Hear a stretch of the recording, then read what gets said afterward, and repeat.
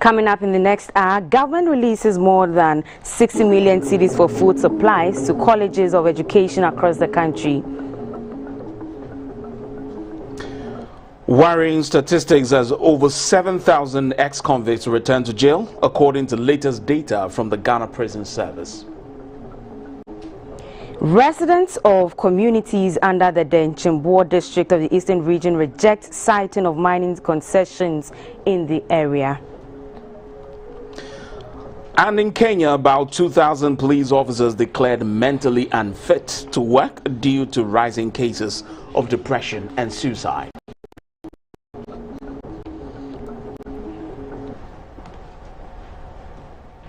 Good evening and welcome to News Hour right here on GBC News and on GTV. My name is Jonathan Thompson. And I am Samuela Quarter. We also streaming live on Facebook and on YouTube at Ghana Broadcasting Corporation. Robert Frimpomans will translate the news into sign language. And now let's have the news in detail.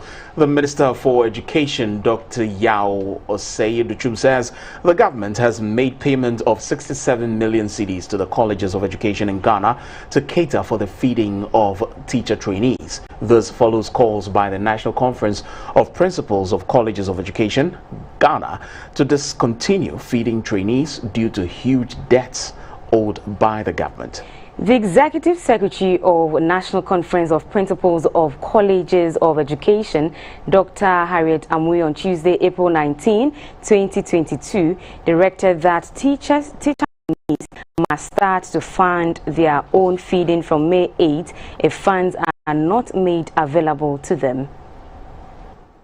Government has released 67,942,652 cedis to colleges of education.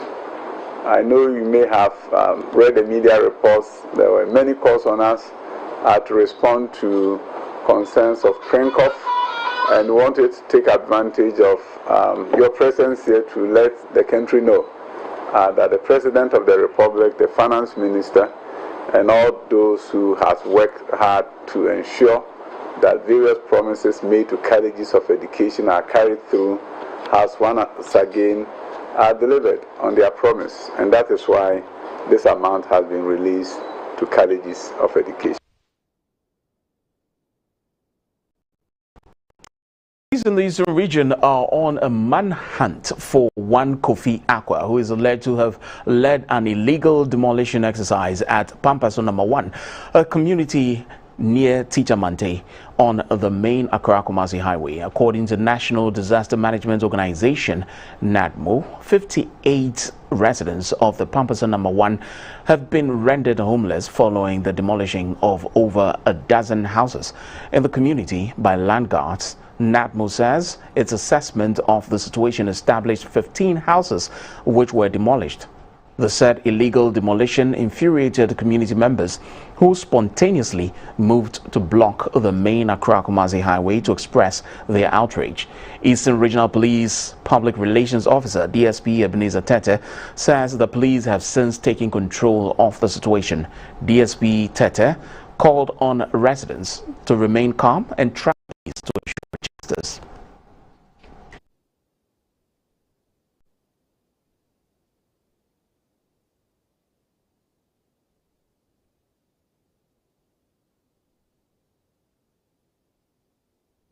Now, statistics from the Ghana Prison Service indicates that 7,181 people who carry conviction records have been admitted back to the prisons between 2015 and 2020.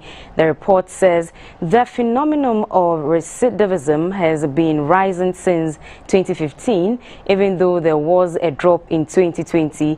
The Chief Public Relations Officer at the Ghana Prison Service, Chief Superintendent Courage Achem, and the new chaplain of the Ghana Prison Service, Reverend Kadon ADP Silwin Adama Okain, shared some thoughts with GBC News. There are instances where go on discharge, lurk around the prison facility where they have been discharged from, just to go into some form of crime again, only to be admitted. There have been instances where people go on discharge and walk back to the prison and say, I want to come back. Because they go out there, no acceptance, no reception. There have been instances where people are told of their impending discharge, and they begin to be moody and cry. When you would expect naturally for them to be happy, they are rather unhappy because they do not know where to go immediately they are put outside the prison walls.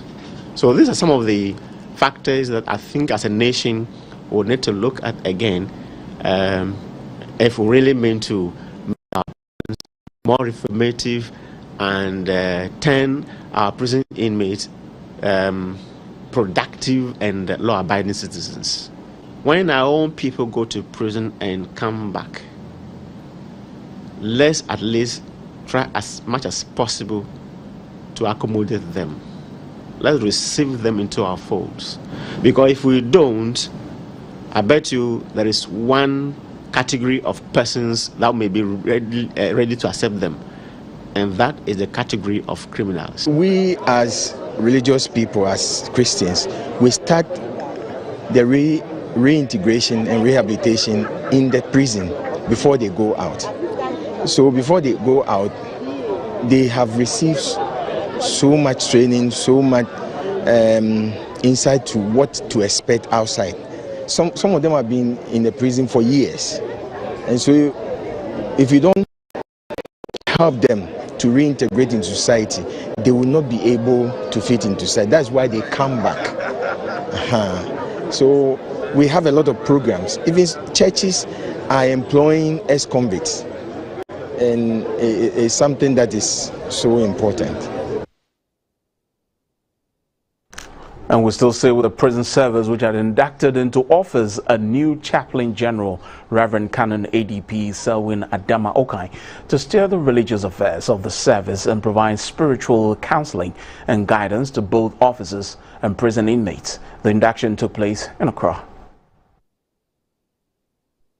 Can help improve attitudes and practices in the penal system and society. In addition to the social objective of rehabilitation, prison ministry can, on a spiritual level, also facilitate repentance, forgiveness, and reconciliation.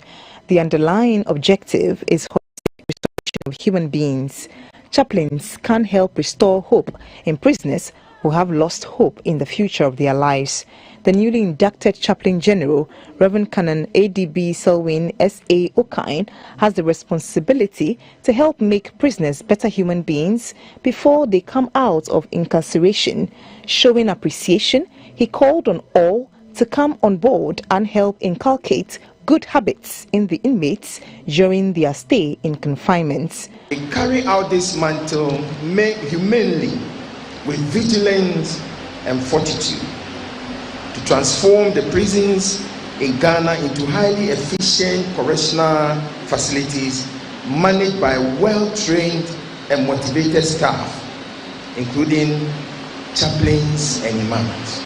Beloved, we invite all of you to continue to partner with us in the Lord's commissioning as we the spiritual, emotional, and social needs of both inmates and staff through ministry that includes evangelism, discipleship, counseling, and pastoral care. Prior to his enlistment into the Ghana Prison Service in 2002, Reverend Canon ADB Selwyn S.A. Okai served as the priest in charge of St. Timothy Anglican Church at Nima. Before then, he had also served as a deacon in the St. Michael Church at Koligono. He is married to Mrs. Esther Sego Okai. They are blessed with 3 children. Costa Rica's Vice President, Madame F.C. Campbell-Barr, is in the country for the United Nations Return Mission for Afro-Descendants Forum scheduled for Friday, April 22, 2022 in Accra. It is a platform to discuss pressing problems facing people of African descent in the diaspora and the impact of COVID-19 on the Afro descent population. Vice President Dr. Mahmoud Bawumia and the Executive Director of the United Nations Population Fund, Dr. Natalia Kanem, are part of the meeting. The UN General Assembly in December 2020 approved and proclaimed that the 31st of August of every year is International Day for People of African Descent. Costa Rica collaborated with United Nations Population Fund and the Office of UN High Commissioner on Human Rights to organize a series of events to celebrate the first edition in Costa Rica, to which Ghana was invited. Ghana put on display her rich legacy and culture as part of her contributions to the development of people of African descent and the development of societies all around the world. The same gesture has been returned to Ghana as the UN Under Secretary General and Executive Director of UNFPA, Dr. Natalia Kanem, in her role as the UN Secretary General's designee, is championing the Afro-Descendants agenda, which ACCRA is hosting. Vice President of Costa Rica, Madame F.C. Campbell-Barr, will visit some historic destinations in the country while here and engage with people of African descent with critical partners such as donor communities, CSOs and line ministries. We're going to work a lot and to feel a lot that Ghana want to give us and that we want to give you as people of African descent, as Costa Rica.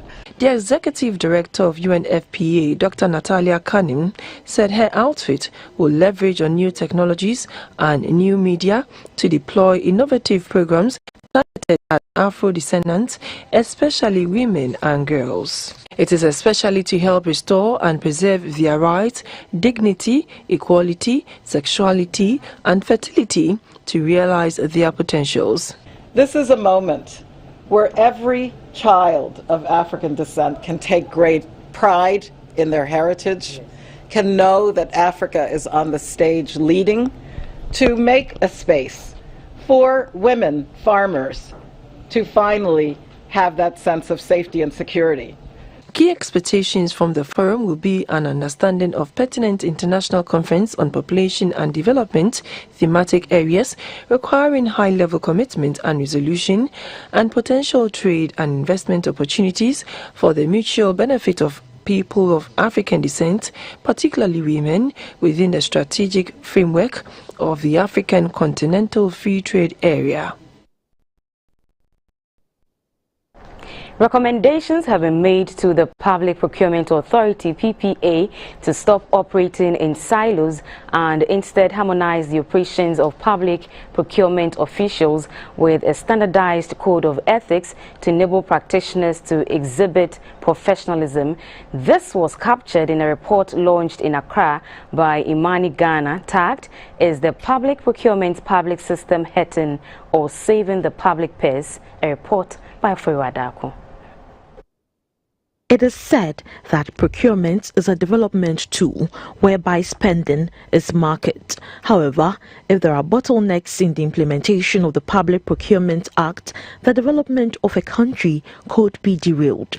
In a report launched by Imani Ghana, some structural deficits in Ghana's procurement system were brought to the fore, including the non-disclosure of financial transactions made by public institutions, inefficiencies in the work of oversight institutions, and overstock supply of items that are not used for its intended purpose. People are just flouting the PPA laws. They are not doing it, and there's a reason. Because the people element is not being looked at, and secondly, sanctions are not being applied. The moment sanctions are applied, you see that everybody is just like when you get to a traffic light. There's red, gold, green. If there's no police standing there or anything, we all jump it sometimes, a yellow.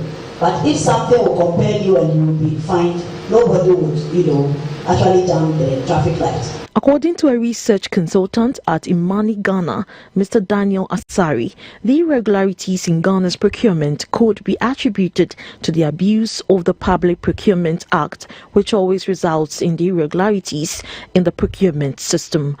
We relied greatly on the Auditor General's report from 2010 to 2020, So we reviewed the Auditor General's report on procurement irregularities of all MDAs and public boards and corporations, looking at their sector ministries, and we rank their procurement irregularities based on their contribution to the composite procurement irregularity over the period.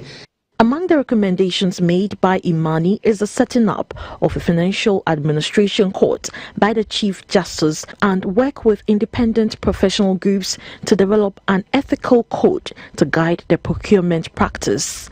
For GBC News, Frei Wadakon reporting. Away from that, some aggrieved residents in about 7 communities in the Denchambo district of the Eastern region are opposed to Seiko Ghana Limited attempts to re-establish an alluvial mining project at Topreman in the Eastern region. At a public hearing organized by the Environmental Protection Agency, leadership of the community say they are worried about the potential destruction of arable farmlands and the environment in general. Affected communities are Topreman, Wedua. The coalition of affected communities are upset for various reasons, including the environmental impacts.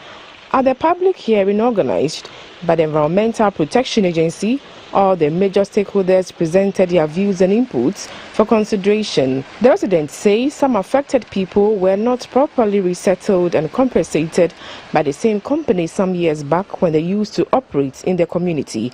They hoped that appropriate measures would be put in place to properly compensate all affected persons, employ indigenes, protect their water bodies and meet all requirements for approval to operate. In our villages, when these people come there to construct their business, they leave the land ajar. They leave also big holes. And if it rains and you go to farm or stop whatever, you may not know, then you fall into it, you are dead.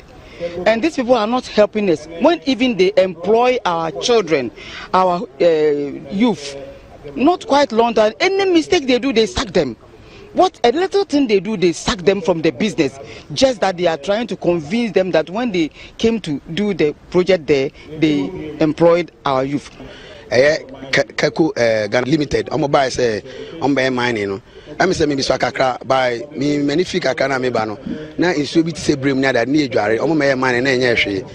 Buy I'm start some buy mining na insu na start say assassin. Fine.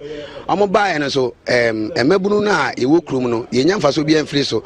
At least dem say mining there ka kwota kwane other places. I won say bia oh mining we buy no ye nya clinic we ye nya schools we. Me nko ade me mpene so. If you say asasi eja ye japade ni koku abane so aye say ye nnua aduan na ye nya bini na aduan mu na mo ba be say asase ni brebe ni bedu aduan afa nso sesi a wo fi adwuma na se a me ne be bia metena me nya aduan medi. The mining engineer of the company, Mr. Felix Ajima, assured the people that the company will practice safe mining and promote environmental sustainability. The Deputy Director of the Environmental Protection Agency, EPA, in charge of mining, Mr. Haron Harrison Afo, said his outfit will remain open to dialogue on the matter. Previously, EPA was not that strong. The EPA Act even came into play in 1994, and the airline for which we work with also was promulgated in 1999. But as they said, this operation dates back 1935. So, and as we all know, laws don't take a retrospective effect. So going forward, we will ensure that the regulations would be complied with adequately. Seiko Ghana is a limited liability company registered under the Companies Code of Ghana 1963 Act 179 to engage in exploration and mining of diamond and gold. The company acquired the Topreman concession mining lease to mine alluvial diamond and gold deposits. The concession covers a total area of 16.07 square kilometers with a proposed method of strip mining. Now, with continued underrepresentation of girls in science, technology, engineering and mathematics, that is STEM, Communications Minister Mrs. Eslowusu Ekufo says basic digital skills in internet access must be improved to help females and jobs to close the growing digital divide. Mrs. Owusu Ekufo was speaking at the Mentorship Day for students participating in the ongoing training of girls in ICT. It is a flagship program to help bring up the number of women and girls with careers in the digital space. There were mentors from various disciplines at the Mentorship Day event, which featured women in the ICT industry. They are Dr. Mercy Badu, Senior Lecturer, Department of Chemistry, KNUST; Madame Joanita Ahia Kwaku, Lecturer, Department of Computer Science, Sunyain Technical University; Madame Faiza Bawa, Lecturer, Department of Computer Science and Informatics, University of Energy and Natural Resources, among others. This event is part of initiatives by the Communication Ministry to expose the girls to mentors in the ICT industry who encourage them to live their dreams. The Bono East Regional Minister, Mr. Kwesi Edujan, was happy at the initiative since many young women were faced with challenges in the digital space. We intend to sustain it. The Honorable Minister for Communication has come to sow the seed. Regional Coordinating Council, we are here to work at this to make sure it becomes effective. The Deputy Minister for Education in charge of TVET, Madame Gifty Chum Ampofo, said it is unfortunate that some regard science and mathematics-related courses as a preserve of boys. She says the Ministry of Education is pursuing policies to ensure that more girls study STEM subjects. If you want to excel, take ICT as a tool for learning, a tool for trading, for marketing, and also a tool for getting your monies into your wallet. We are in the era of digitalization. Communications Minister Mrs. Ursula Owusu Ekufo said the Girls in ICT project will support technology education and skills training and encourage more girls and young women to actively pursue careers in STEM. The whole world is moving in this direction. We need to give our young people digital skills. And if we just leave it for the normal course of events, a lot more men will get into it and women will be left out of it. So these are deliberate steps that we're taking to encourage more girls to consider studying ICT subjects and taking up careers in this very wide, exciting field in futures. 1,000 girls from selected basic schools in the Bono East region participated in the mentorship program dubbed Access and Safety.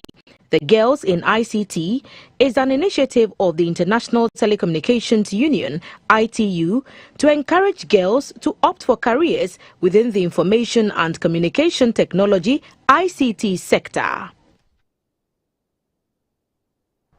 For many years, its ICT laboratory was broken down.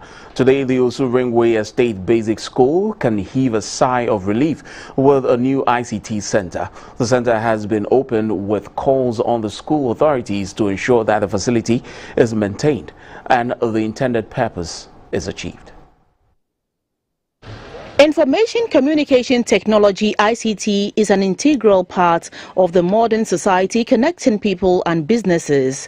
ICT is also a major component of formal education at every level. The ICT lab of the Osu Ringway Estate Basic School collapsed some years ago, not renovated until recently when Essentia Energy came to the rescue. At the opening of the ICT lab, the managing director of the entity, Mr. Kofi Ankama, said the support was part of their corporate social responsibility. The Holik Lotte Municipal Education Directorate and the headmistress of the Osu Ringway Estate Basic School, Madame Ruth Ahuma, was grateful. The school has an enrollment of 670 with a staff strength of 23, including 5 non-teaching staff.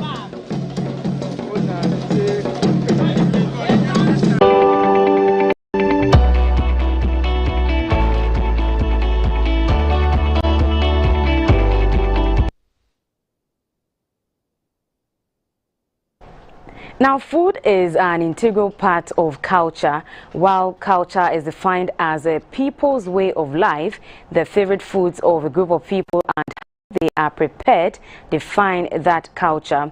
Our cooking methods and the way we eat are deeply embedded in our traditions, beliefs and habits. Today, as part of our Chopology series, we look at the technology used in preparing yake, a favorite food of the viewers. Yake is prepared with cassava dough, but for yake in particular, the way the cassava is processed into a dough is different compared to how it is done for other purposes, such as for the cooking of banku. For yake, the cassava is milled and put in a sack. A lot of water is poured on it and the mixture is stirred until the starch gets out of the dough. Then it is tied in the sack and cement blocks or heavy objects are put on it for the water to drain. The yake cassava dough is also not as smooth as that used for banku or gari. The dough is sifted on a lattice or special sieve called abaje in Ewe. In the absence of abaje, one may use a strainer. To make for easy sieving, some people add a little corn flour to the cassava dough. Then a hand is simultaneously pressed and run on the dough to sift the bigger particles in the dough, or the chaff that remain on the sieve is put aside. By this time, a cooking pot with a depressed lid that has holes punched in it is on fire with water boiling in it. The vapor that comes out through the perforated lid is what does the cooking. The sifted cassava dough is poured onto the lid to receive the heat. In a matter of minutes, the cake is made.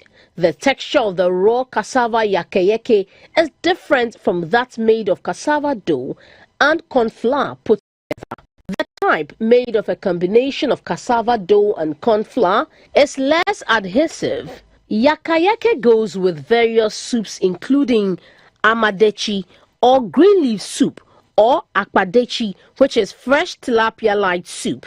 Yake is also eaten with ground pepper or treated anchovy or keta schoolboys, or 1 month thousand, a kind of fingerling. But there is a safety condition with the eating of yake. The type of food requires copious intake of water at short intervals while it is being eaten.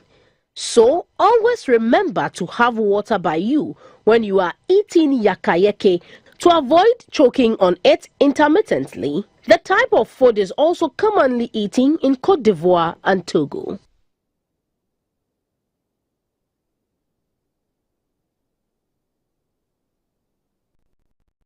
You're still watching News Hour right here on GBC News and on GTV. We'll take a quick break. We'll be back.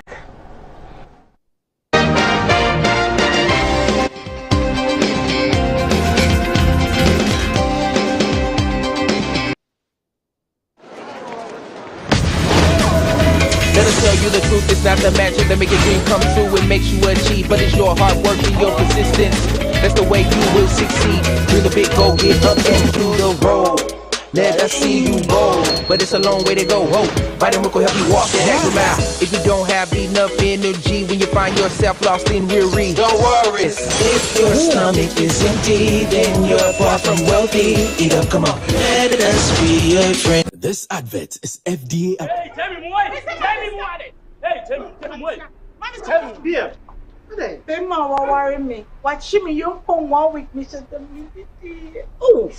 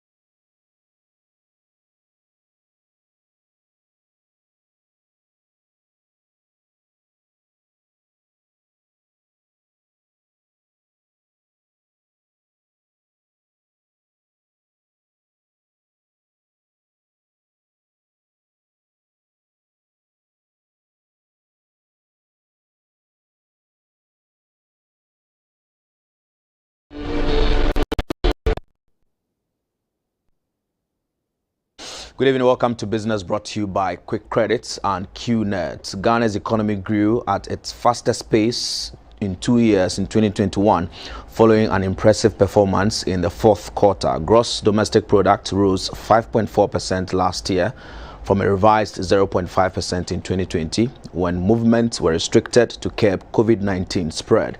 The 5.4% growth topped government expectations and the IMF.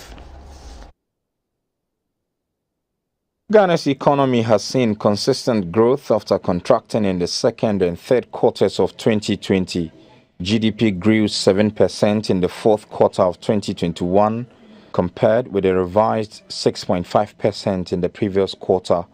This was driven by growth in the agriculture and services sectors. The annualized rate of 5.4% in 2021 pushes Africa's top gold producer closer to its pre-pandemic growth levels. The Ghana cedi has struggled against the US dollar year to date, depreciating by about 17%. That, coupled with supply chain disruptions induced by the war in Ukraine, pushed inflation to a 12-year high in March. But the government has since rolled out measures to ease investor disquiet about its fiscal plans. The central bank has also increased its benchmark interest rate by 3.5% since November in a bid to tame inflation. Meanwhile, producer price inflation for March 2022 was 29.3%. And Ghana is third on the African continent for transforming her cybersecurity space from 32.6% in 2017 to 86.69%. To this end, officials of cybersecurity institutions from Gambia, Sierra Leone and Mozambique are in the country to study the country's cybersecurity space. The International Telecommunication Union ITU, in its 2020 Global Cybersecurity Index (GCI), rated Ghana's cybersecurity development at 86.69%, a major progress from previous ratings in 2017, which was 32.6%. The ratings placed Ghana third on the African continent and 43rd globally, a development that has positioned Ghana as a leader in cybersecurity on the continent and hence a model for other African countries to learn from. These achievements came into being through the collaborative efforts between the National Communications Authority (NCA) and the Cybersecurity Authority. At the meeting, the directors of the NCA and the CSA recognized the importance of securing the critical information infrastructure (CII), ensuring a safe online experience for citizens as the adoption of internet technology in Ghana is increasing at a very fast pace. The two authorities resolved to provide each other with all the necessary assistance needed to ensure the development of the country's cybersecurity space. Meanwhile, the strides made by Ghana in the development of cybersecurity has attracted interest from cybersecurity institutions from the Gambia, Sierra Leone and Mozambique. The aim is to collaborate with the Cybersecurity Authority in Ghana and support the development of cybersecurity in their respective countries. The Acting Director General of the Cybersecurity Authority, Dr. Albert Intribuesiako, who likened the visit to Ghana's post-independence era, indicated that Ghana's modest but significant cybersecurity development will be meaningless if other African countries do not develop along the same lines as nations are interconnected. He added that the authority is ready to collaborate and also to learn from other African countries to develop critical areas such as awareness creation, homegrown capacity building, and the protection of critical information infrastructure, among others. Within the last 5 years, Ghana has taken progressive steps towards the development of cybersecurity in the country, and these include the ratification of international treaties like the Convention on Cybercrime, also known as the Budapest Convention, and the African Union Convention on Cybersecurity and Personal Data Protection, also known as the Malabo Convention. And the last 20 years has seen a decrease in export from Ghana to Namibia at an annualized rate of 18.3% during a curtain call by the Namibian Ministry of International Relations and Cooperation on Ghana's Foreign Affairs Minister, called for increase in trade and investment. 2020, Ghana's exports amounted to $11,000 to Namibia. The main products that Ghana exported to Namibia are beauty products, which were worth $3,000, soap amounting to $1,900, and hair products amounting to $1,700. In 2020, Namibia exported $2.31 million to Ghana. The main products that Namibia exported to Ghana were salt, construction vehicles, and specialized vehicles. During the last 20 years, the exports of Namibia to Ghana have increased at an annualized rate of 23.7% from $32,000 in 2000 to $2.3 million in 2020. To ensure that the socio-economic development of the two countries is taking a notch higher, a Namibian Ministry of International Relations and Cooperation, led by Brigadier General Retired Morgan Sitwala, called on Ghana's foreign minister in Accra to assess the performance of his mission in Ghana and to foster ways of economic collaboration. Ghana's foreign minister, Madam Shirley Ayoko-Botry, lauded the delegation for taking interest in what his mission is up to in Ghana and called for other areas of bilateral cooperation. What's going on? Countries such as Ghana, Senegal, and others are leading in that effort to produce vaccines. Otherwise, the next pandemic, it's not going to be very helpful in terms of vaccines. So there's a lot that needs to be done, and Parliament can never be left out of this whole effort. She will participate in the 4th Namibia-Ghana Joint Permanent Commission of Cooperation to be held in Accra. Go to the bank forex market and bring you updates on how the city is performing. We'll also update you on latest prices of major commodities on the international market.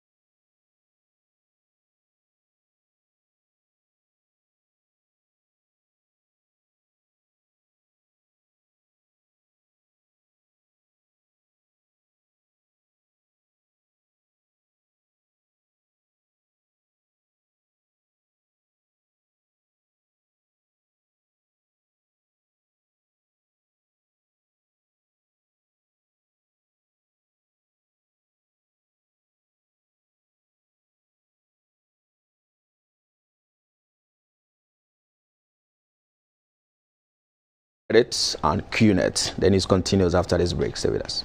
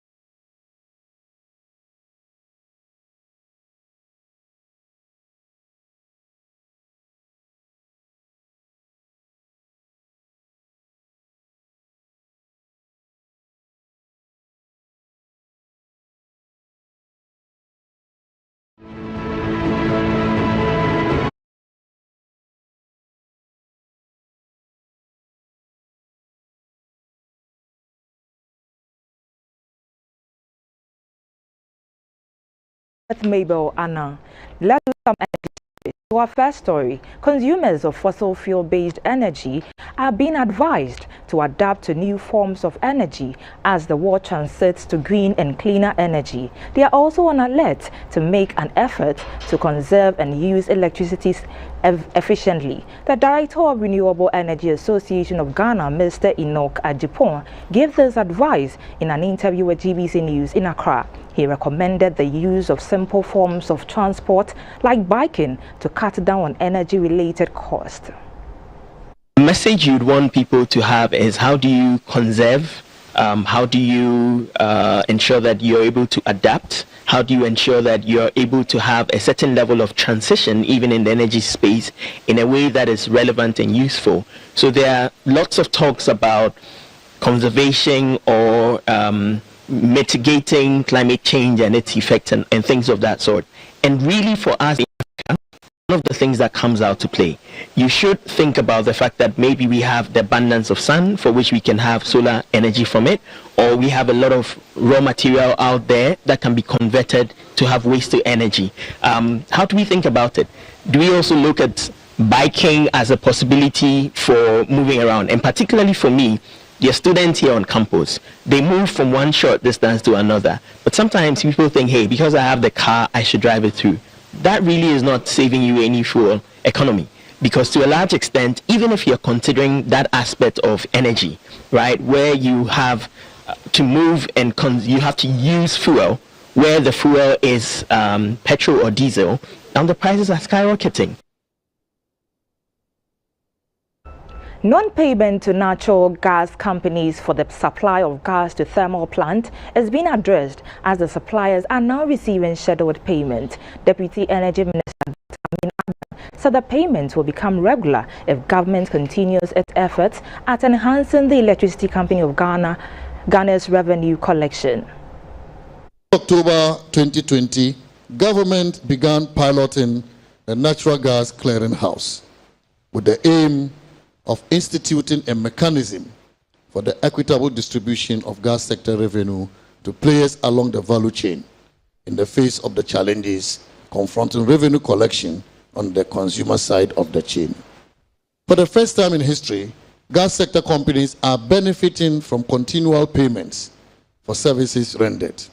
And this is envisaged to become even better as government pursues efforts to boost ECG's revenue collections. Health news is next. My name is Mabel Anna.